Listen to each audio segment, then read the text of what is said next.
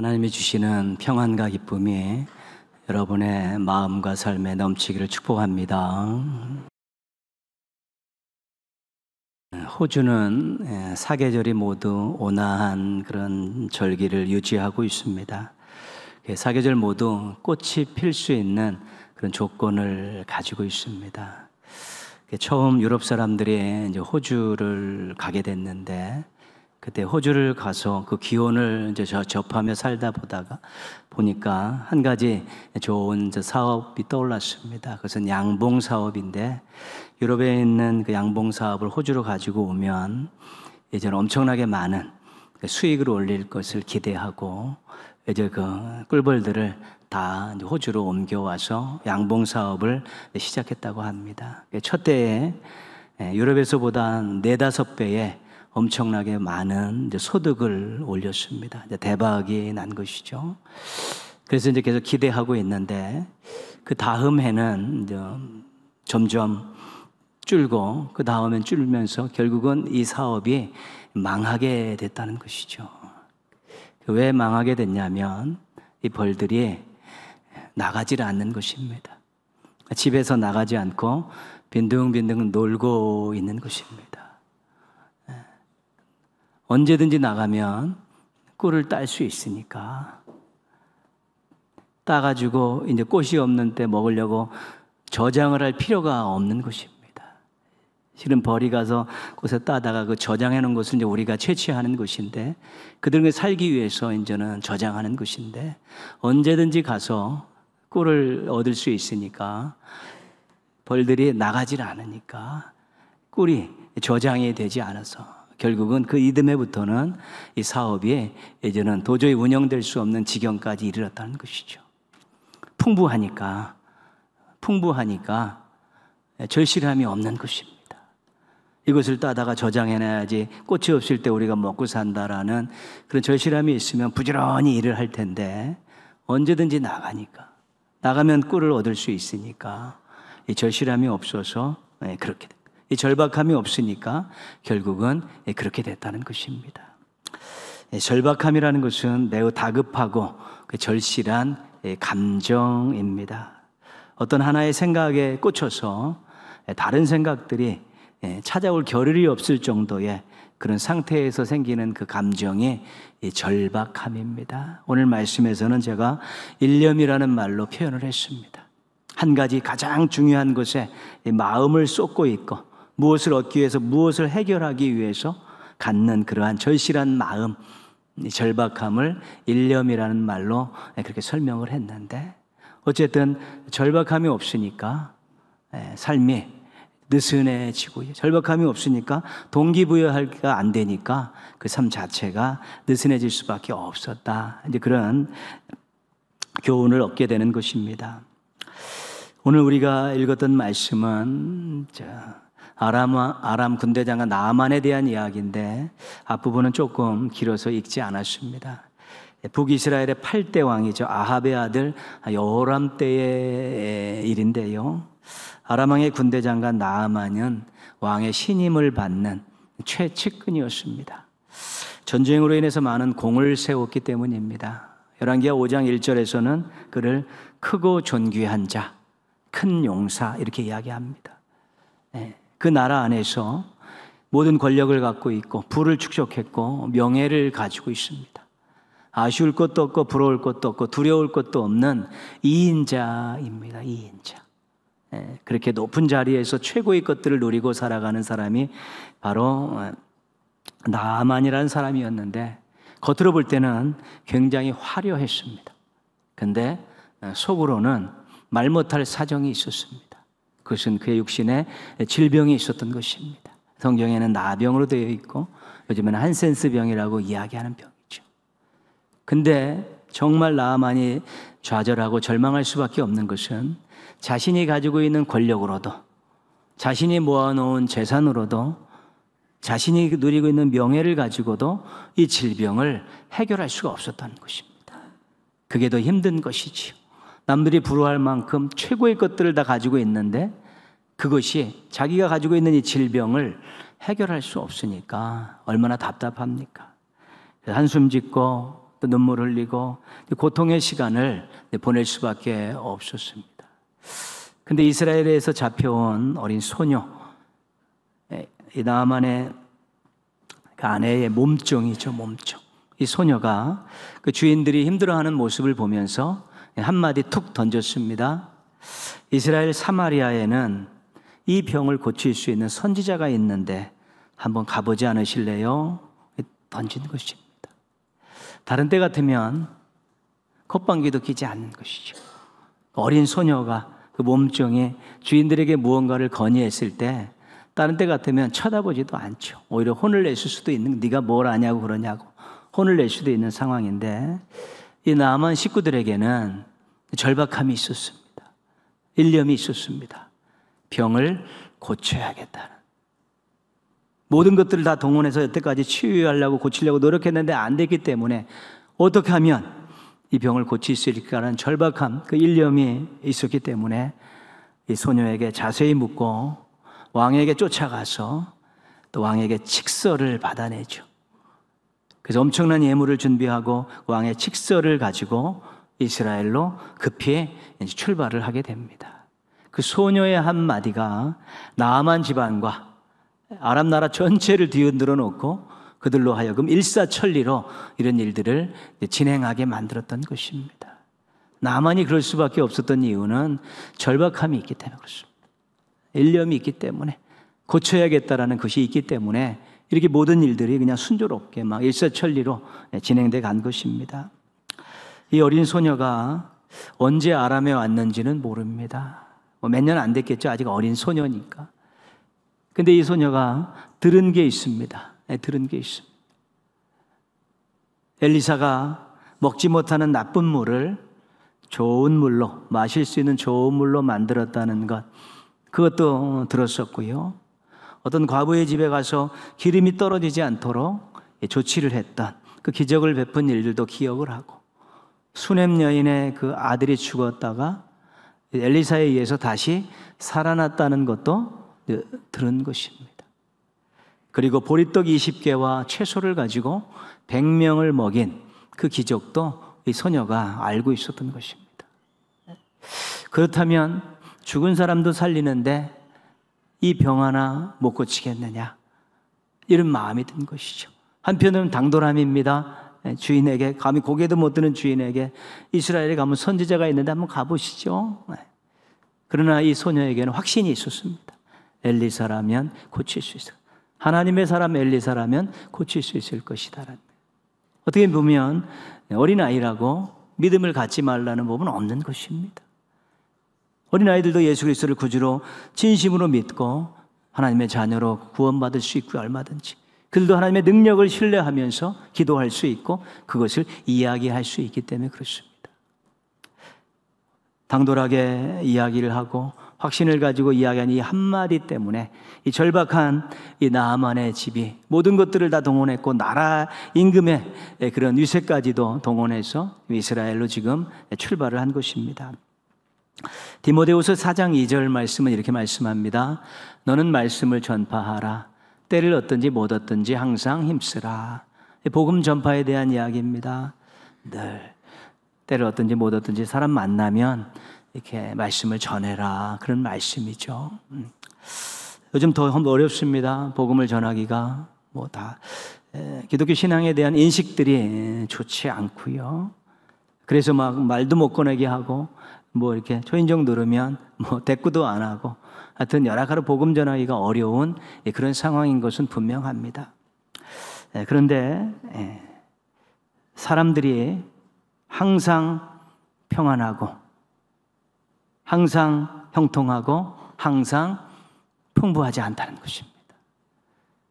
그렇게 살던 사람들도 한때는, 또 어떨 때는 간절해지고 또 외로워지기도 하고 또 궁핍하기도 하고 한계 상황에 부딪히기도 한다는 것입니다. 그래서 누군가 찾아오는 것이 반갑고 누군가 이야기를 덜어주는 것을 원하고 있고 누군가 자기에게 위로의 말을 해주기를 원하고 누군가 자신들을 좀 도와주기를 원하는 그런 마음들이 있을 수 있다는 것입니다. 절박함이 인생 살다 보면 누구에게나 생길 때가 있다는 것입니다. 근데 복음을 가지고, 이 귀한 복음을 가지고, 하나님의 말씀을 가지고 자신의 간증을 가지고 누군가에게 툭 전했을 때 콧방귀도 뀌지 않는 사람도 있고 오히려 대적하는 사람도 있을 수 있지만, 또 어떤 상황에서 절박한 상황에 있는 사람은 그것 때문에 힘을 얻고 그것 때문에 구원받을 수 있다는 것입니다. 그 자기 자신의 그 절박한 분의 일념들을 가지고 있는 사람들을 누구인지 모르기 때문에, 어떤 사람인지 모르기 때문에 때를 얻든지 못 얻든지 자기가 인생을 바꾼 복음을 이야기하고 하나님에 대해서 자랑하고 또 간증을 이야기해주는 이런 일들을 통해서 그 사람들의 절박함과 복음이 딱 만나면 거기서 놀라운 열매를 얻을 수 있다는 것입니다.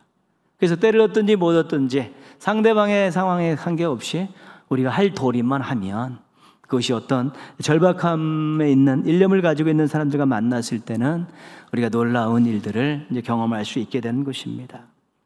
모든 사람이 다 그렇지는 않지만 또 우리가 만나는 어떤 사람 중에서는 우리의 얼굴을 또 기대하고 또 우리의 손길을 바라고 있고 우리의 따뜻한 한마디, 우리의 섬김을 기다리는 사람이 있다는 것 생각하면 우리가 또 복음을 전하는데 소망을 가질 수 있고 힘을 낼 수 있게 되는 것입니다. 다 싫어하지는 않는다는, 다 반대하지는 않는, 다 이렇게 무감각하지는 않다는 것입니다. 반드시 절박함이 있는 사람들이 있기 때문에 때를 얻든지 못 얻든지 복음을 전하라고 말씀하시는 것입니다. 이스라엘 왕궁에 난리가 났습니다. 아람 왕이 보낸 칙서 때문입니다. 칙서의 내용도 성경에도 간단하게 요약하고 있습니다. 내 신하 나아만을 보낼 테니까 고쳐서 돌려보내라. 이것이 칙서의 내용입니다. 이 여호람이라는 왕은 아버지 아합의 뒤를 이어서, 할아버지의 뒤를 이어서 우상 숭배를 하는 사람입니다. 그런 왕입니다. 뭐라고 호들갑을 떨고 있냐면 내가 하나님이냐, 내가 하나님이냐 그렇게 이야기합니다. 내가 사람을 죽이기도 하고 살리기도 하는 하나님이냐, 나에게 환자를 보내서 갑자기 다짜고짜 살려내라 그러면 어떻게 할 거냐, 혹시 이것을 빌미로 해갖고 우리나라 괴롭히려고 하는 것 아니냐, 막 옷을 찢어가며 분통을 막 터뜨리고 있었습니다. 내가 하나님이냐. 그렇죠. 근데 아람 왕도 그렇고 이 여호람도 그렇고 참 왕들인데 참 그렇습니다. 칙서를 보낼 때 너희 나라에 이 병을 고칠 만한 선지자가 있다고 들었는데 이 사람 보낼 테니까 그에게 보내서 좀 고쳐줘라. 그렇게 하면 된대. 선지자 언급을 하지 않습니다. 엘리사의 소문이 아람까지 나 있는데 자국 내에 있는 엘리사라는 그 선지자에 대해서 여호람은 생각도 못하고 있는 것입니다. 너 무지했죠, 둘 다. 그러니까 서로 이렇게 윽박질르듯이 칙서를 보내고 내가 하나님이라고 옷을 찢어가며 불평하고 그러는 것입니다. 엘리사가 여호람 왕이 옷을 찢으면서 한탄을 했다는 소식을 듣고 이제는 기별을 넣습니다. 왕이 어찌하여 옷을 찢었습니까? 그 환자 내게 보내십시오. 그 사람이 이 땅에 하나님의 사람의 선지자가 있다는 것을 알게 될 것입니다. 실은 엘리사는 이 믿음 없는 이 여호람에 대해서 굉장히 좀 부끄러웠던 것이지요. 왕이 꼬리내는 모습이 하나님의 영광을 가리는 일이기 때문에 굉장히 가슴이 아픈 것입니다. 하나님께서 자신을 통해 얼마든지 고칠 수 있다고 나아만을 보내달라고 이제 요청을 한 것입니다. 나아만이 아람 왕의 군대 장관처럼 그냥 유세를 보이며 말과 병거를 타고 이제 엘리사의 집 앞에 이제 도착을 하죠. 그런데 엘리사가 나아보지도 않고 이제 사람을 시켜서 말을 전합니다. 요단강에 가서 몸을 7번 씻어라. 그럼 깨끗해질 것이다. 사람을 통해서 그렇게 했습니다. 치료의 방법을 아주 간단하면서도 자세히 알려준 것입니다. 그런데 난리가 났습니다. 나아만이 뿔따구가 난 것이죠. 분노하고 화를 내고 그 자리를 떠나서 본국으로 돌아가겠다고 막 난리를 치고 있는 것입니다. 나아만이 왜 난리를 쳤을까? 오늘 그 나아만의 말을 한번 보려고 합니다. 11절 12절인데요. 화면을 보시면 내 생각에는 나아만이 한 말입니다. 내 생각에는 그가 내게로 나와서서 그의 하나님 여호와의 이름을 부르고 그의 손을 그 부위 위에 흔들어 나병을 고칠까 하노라. 다메섹강 아바나와 바르발은 이스라엘 모든 강물보다 낫지 아니하냐. 내가 거기서 몸을 씻으면 깨끗하게 되지 아니하랴. 강대국에 군대 장관이 왔는데 이 속국의 일개 선지자가 나아보지 않았다는 것입니다. 예의를 갖추지 않았다는 것입니다. 그래서 뿔따구가 난 것입니다. 자기가 지금 군대 장관으로 온 것이 아니라 나병 환자로 왔다는 것을 잊고 있는 것입니다. 선지자가 하나님의 이름을 부르며 자신의 환부에 손을 흔들어야 되지 않겠느냐고 생각하고 있는 것입니다. 방법이 잘못됐다는 것입니다. 자신이 지금 의사가 아니라 환자로 왔다는 사실을 모르고 있는 것입니다. 요단강보다 아람에 있는 다메섹 강들이 훨씬 더 깨끗한 강들이 많은데 깨끗한 강들에 들어가면 효과가 더 있지 않겠느냐. 근데 요단강에 들어가라고 하느냐. 그렇죠? 자신이 지시를 해야 되는 자가 아니라 지시를 받아야 되는 자라는 것을 잊고 있는 것입니다.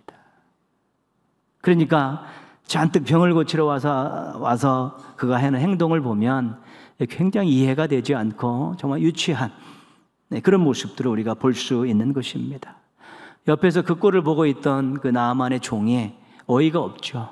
그래서 주인을 이제 설득을 하죠. 13절 말씀에 보면 이렇게 설득합니다. 내 아버지여, 선지자가 당신에게 큰 일을 행하라 말하였다면 행하지 아니하였으리이까. 하물며 당신에게 이르기를 씻어 깨끗하게 하라 함이리이까. 주인님, 선지자가 요단강에 들어가서 7번 씻고 나오라는 것보다 훨씬 더 귀찮고 힘들고 어려운 일을 시켜도 해야 됩니까? 안 해야 됩니까? 그 묻고 있는 것입니다. 지금 왜 오셨습니까? 병 고치러 오시지 않았습니까? 이렇게 하면 병 고치겠다고 처방을 내려주었는데 왜 딴 생각하시면서, 왜 분노하고 또 화를 내면서 왜 이렇게 돌아가겠다고 난리를 치십니까? 이거보다 훨씬 더 어려운 일을 시켜도 하셔야 되고 재산의 전부를 갖다 바치더라도 바쳐야 될 판국에 이렇게 쉬운 일을 제시했는데 어찌하여 화를 내고 돌아가려고 합니까? 라고 설득을 하죠. 실은 겉으로는 설득했지만 속으로는 책망하고 있는 것입니다. 이 어리석은 인간아, 책망하고 있는 것이죠. 나만이 결국은 가만히 화를 진정시켜 보니까 막 끓는 말이 요단강에 가서 7번 씻고 깨끗하게 이제 치유함을 받죠. 그 후에 그가 했던 행동은 여러분들 말씀을 통해 확인하시고요. 왜 나만이 이런 어처구니 없는 일을 행했을까? 그에게는 일념이 있었습니다. 병을 고치겠다는 일. 근데 엘리사 앞에 딱 서서 잡념들이 들어오기 시작한 것입니다. 내가 군대 장관이다. 나에게 절해야 된다. 예의를 갖춰야 된다. 자기의 체면을, 그것을 먼저 생각하는 잡념이 들어오죠. 내가 대접을 받아야 된다. 이 잡념이 들어오니까 기분이 상한 것입니다. 치료에 그런 보니까 성의가 없어 보이는 것입니다.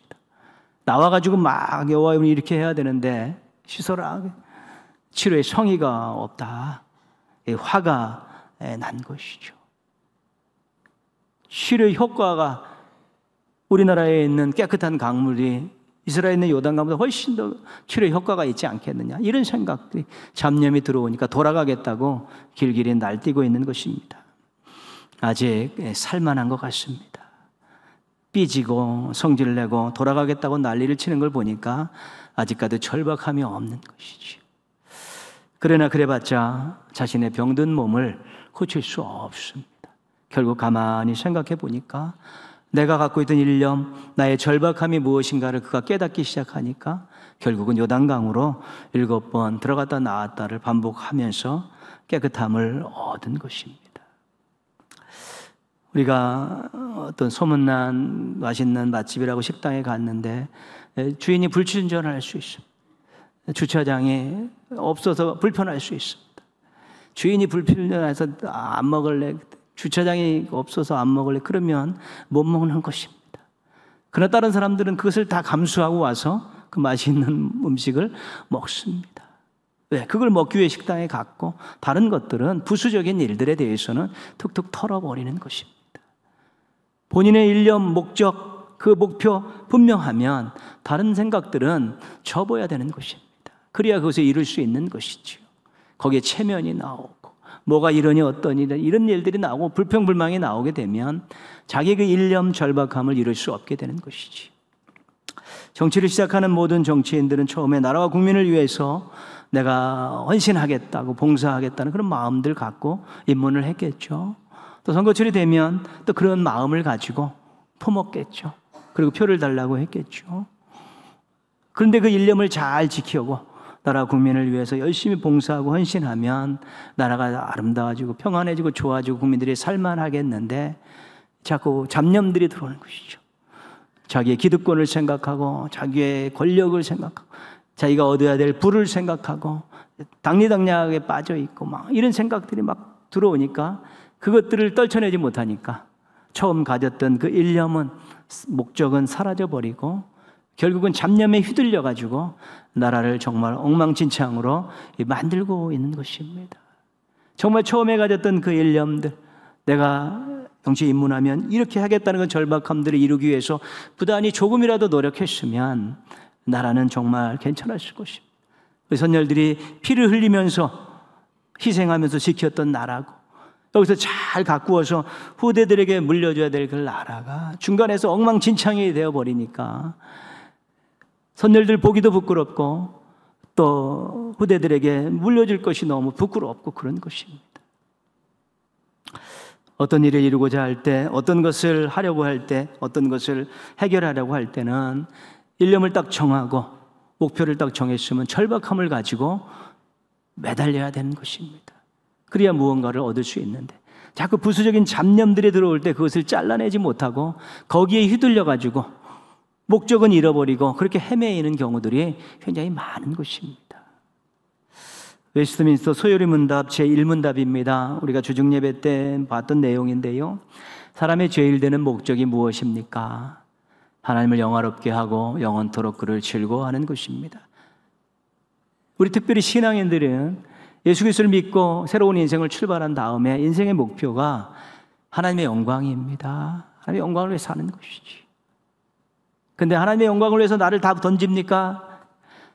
그것이 아니라 하나님의 영광을 위해서 살면 영광을 위해서 사는 사람들은 거기에 걸맞는 하나님이 행복하게 살아갈 수 있도록 지켜주시고 보호해주시고 인도해주시는 것이 있는 것입니다. 하나님께 하나님 영광을 위해서 산다라고 모든 인생의 모든 것들을 집중했는데 하나님께서 단물만 빨아먹고 토사구팽식으로 내치지 않으신다는 것입니다. 제대로 된 인생을 살고 있기 때문에 올곧은 인생을 살고 있기 때문에 인생에서 누릴 수 있는 최고의 만족과 복을 누리며 살아갈 수 있도록 인도해 주시는 것입니다. 너희들 잘 되라고 이런 목적을 주신 거라는 것을 우리가 잊지 말아야 되는 것입니다. 신앙인들이 제대로 된 인생을 살려고 하면 이 부분에 대해서 일념해야 됩니다. 나는 하나님의 영광을 위해서 살아야겠다. 이렇게 살기 위한 절박함이 있어야 되는 것입니다. 생각하는 거나 말하는 것이요. 또 삶의 여러 가지 부분에 있어서 어떻게 하면 하나님 기뻐하실까? 어떻게 하면 하나님의 영광을 가리지 않을까? 이런 고민들과 기도 제목들을 가지고 자신들의 삶들을 잘 꾸려가는 것이죠. 가정에서도 교회에서도 생업의 현장에서도 그런 마음 가지고 사는 것이죠. 때로는 실수할 수 있고 시행착오 겪을 수 있지만 그러면서 우리가 성숙해지는 것인데 일념이 변치 않으면 실수는 실수가 아니고 디딤돌이 될 수 있는 것이고 일념만 변치 않으면 우리의 부족함들을 언제든지 채워주셔서 그렇게 살 수 있도록 도와주시는 것입니다. 그런데 이런 일념을 가지고 살아도 잡념들이 들어오기 시작합니다. 우리들이 하나님 영광을 위해 살겠다는 일념을 가지고 살 때 들어오는 잡념들은 대부분 다 자신과 관계된 것입니다. 손해보면 어떡하지? 손해보면 어떡하지? 내가 수고해야 되는데 어떡하지? 내가 희생해야 되는데 어떡하지? 내가 수치당하면 어떡하지? 이런 두려움들이 잡념으로 자꾸 들어오는 것입니다. 그 잡념을 이겨내지 못하면 거기 휘둘리게 되면 일념을 놓치게 되는 것입니다. 잡념들이 들어와서 이제 타협을 하게 되면 이제 어떤 삶의 태도가 나오냐면 이런 태도가 나오는 것입니다. 적당이라는 태도가 나오는 것이죠. 적당히. 하나님께 약간만 죄송할 정도로 사람들의 눈에 조금 띌 정도로 그 정도의 수준을 가지고 신앙생활을 하는 것입니다. 조마조마함은 있지만 그래도 만족하며 살아가는 것이죠. 신앙생활에는 적당함이 없습니다. 절박함을 가지고 하나님의 영광을 위해 살아가며 일념을 가지고 절박함을 가지고 그렇게 살기 위해서 노력하는 것이지, 어떤 잡념들에 휘둘려서 적당히 하는 것은 그게 좋은 것이 아니고 좋은 결과도 기대하기 어렵습니다. 하나님은 우리에게 일념하셨습니다. 우리를 하나님의 형상으로 만드셨고 우리가 하나님의 사랑 가운데서 하나님의 복을 누리며 살게 하시려고 얼마나 노력하시는지 모릅니다. 우리의 이름을 손바닥에 새겨놓고 기억하고 계시고 졸지도 주무시도 않고 우리 인도하고 보호하십니다. 더 주지 못해서 안달이 나고 계시고요. 때로는 채찍질을 들고 회초리를 때리는 이유가 더 잘 되라고, 더 복받고 살라고, 더 멋지게 살라고 하시는 것이죠. 궁극적으로 하나밖에 없는 독생자를 우리를 위해서 십자가에서 죽게 하셨습니다. 그리고 우리하고 함께 살 영원한 초소를 예비하시고 우리를 또 기다리고 계신 것입니다. 하나님은 잡념 때문에 우리를 외면하시지 않았습니다. 하나님은 우리에게 절대로 적당히 행하지 않으셨습니다. 하나님 일념을 가지고, 사랑하는 마음을 가지고 어떻게 하면 제대된 인생을 살게 할까라는 절박함을 가지고 보이지 않는 곳에서 우리를 믿고 의지하며 믿으면서 우리가 도와주고 또한 격려하고 응원하시면서 앞으로 이끌어 주시면서 우리를 오늘까지 인도해 주신 것입니다. 우리 신앙인의 인생의 목적은 하나님의 영광을 위하여입니다. 일념하십시오. 이렇게 살기 위해서 절박함을 가지십시오. 그러지 않고 적당이라는 삶의 태도를 가지고는 절대로 이렇게 살 수 없습니다. 이렇게 살아가는 인생이 맛보는 참으로 인생 최대의 만족과 행복이라는 것은 감히 상상을 초월하는 것입니다. 그 어느 것과 비교할 수 없는 것이고 어느 것과도 맞바꿀 수 없는 그런 복을 하나님께서 느낄 수 있도록 인도해 주실 것입니다. 우리 인생 살아가면서 끊임없이 잡념들은 우리를 유혹할 것입니다. 그러나 그 잡념들을 잘 정리하시고 하나님의 영광을 위해 살아간다라는 이 신앙인으로서 구원받은 자로서 은혜받은 자로서의 이 분명한 목표를 잘 일념으로 당해놓고 절박함으로 이루기 위해서 노력하셔서 정말 하나님의 영광을 위해서 살아서 하나님을 기쁘시게 해드리고 하나님의 은혜와 사랑과 복을 누리며 살아가는 행복하고 멋지고 당당한 성도들 되시기를 주님의 이름으로 축원합니다.